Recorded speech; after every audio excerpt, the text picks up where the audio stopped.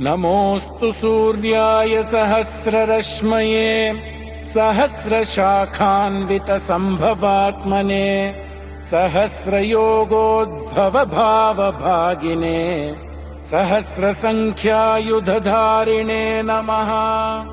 यन्मण्डलम् दीप्तिकरम् विशालम् रत्नप्रभम् तीव्रमनादिरूपम् दारिद्र्यदुःखक्षयकारणम् च पुनातु माम् तत्सवितुर्वरेण्यम्।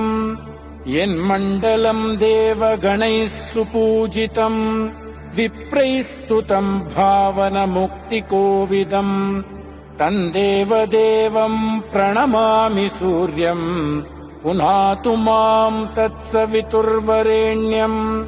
यन्मण्डलम् ज्ञानघनम् त्वगम्यम् त्रैलोक्यपूज्यम् त्रिगुणात्मरूपम् समस्ततेजोमयदिव्यरूपम् पुनातु माम् तत्सवितुर्वरेण्यम्।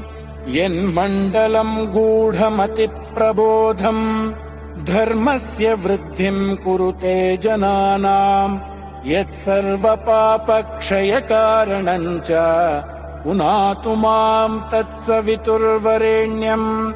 यन्मण्डलम् व्याधिविनाशदक्षम् यदृग्यजुस्सामसु सम्प्रगीतम् प्रकाशितम् येन च भूर्भुवस्वः पुनातु माम् तत्सवितुर्वरेण्यम्। यन्मण्डलम् वेदविदो वदन्ति गायन्ति यच्चारणसिद्धसङ्गाः यद्योगिनो योगजुषाम् च सङ्गाः पुनातु माम् तत्सवितुर्वरेण्यम्।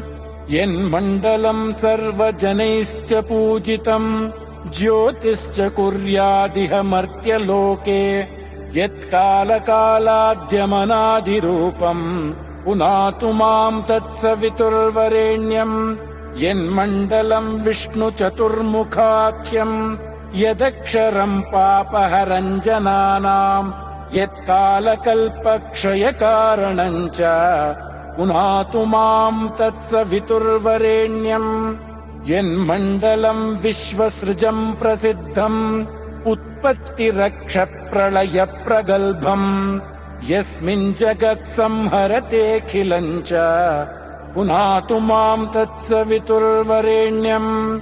यन्मण्डलम् सर्वगतस्य विष्णोः आत्मा परम् धाम विशुद्धतत्त्वम् सूक्ष्मान्तरैर्योगपथानुगम्यम् पुनातु माम् तत्सवितुर्वरेण्यम्।